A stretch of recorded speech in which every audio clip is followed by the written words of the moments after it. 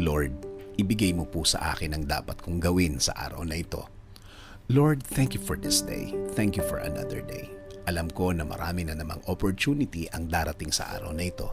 Alam kong darating na ang pagkakataon na inaantay ko, Lord. Panginoon, bigyan mo ako ng direksyon ngayong araw. Bigyan mo ako ng guide sa kung ano ang aking gagawin. Lalo na sa mga problema na dumating sa aking buhay ngayon, na may mga pagkakataon na nalilito na din ako, Lord. Ibigay mo po sa way ko ang mga sagot at solusyon sa mga dalahin ko ngayon, Panginoon. Ilayo mo po ako sa mga pagkakataon at mga tao na naglalayo sa akin sa sagot ninyo sa aking mga problema, Lord. Ilagay niyo po ang mga tamang impluensya sa aking araw-araw, Lord.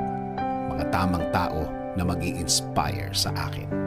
Mas magbibigay ng mga paliwanag tungkol po sa buhay at lalong-lalo na sa inyong presensya at pagmamahal.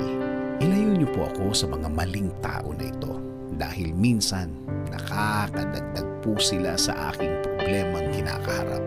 Ilayo niyo rin po ako sa mga pangyayari na maglalagay din sa akin sa mas malaking problema, Panginoon.